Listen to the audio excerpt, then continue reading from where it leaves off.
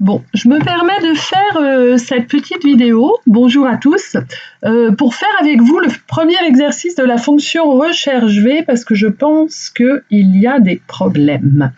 Donc en fait, dans cet exercice, vous travaillez dans un club de loisirs et vous devez, d'après le numéro de l'activité, retrouver le nom et le nombre de points accordés. Ensuite, vous ferez la somme des points accordés. Et selon le total des points, vous aurez une réduction.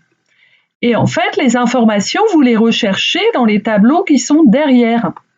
Donc, le premier avec les numéros d'activité, les noms et les points accordés, et le deuxième avec, selon le nombre de points, la réduction que vous aurez. Donc, ce qu'il faut que vous fassiez, c'est faire votre recherche V à ce niveau-là. Donc, vous pouvez aller dans Formule, Recherche et référence. Donc, recherche V. La valeur que vous cherchez, c'est le numéro de l'activité. Vous le recherchez où?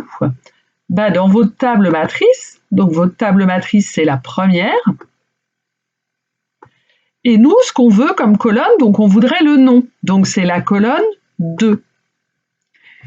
La dernière valeur, on n'est pas obligé de la rentrer puisque notre tableau est classé. De toute façon, la première colonne de notre tableau de recherche, ici, elle est classée par ordre croissante. Donc, on n'a pas de souci, donc on ne marque rien.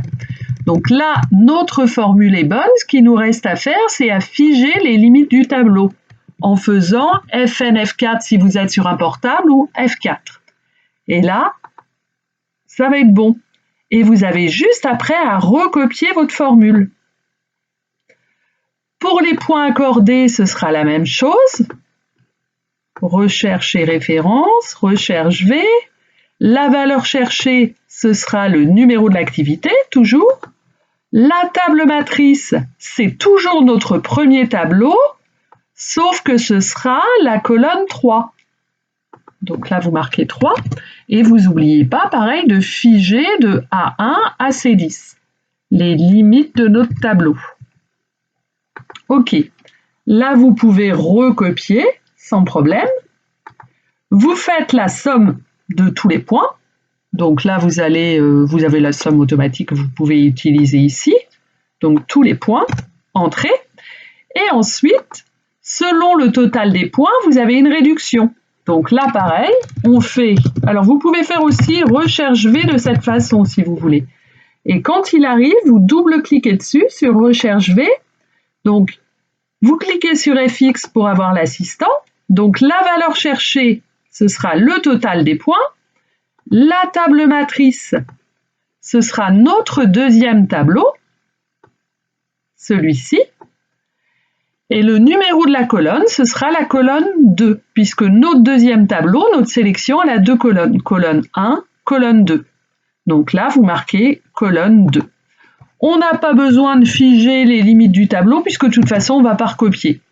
Donc là, après, vous avez juste à mettre votre case, mais je crois que je l'avais déjà mise, en pourcentage, et c'est bon.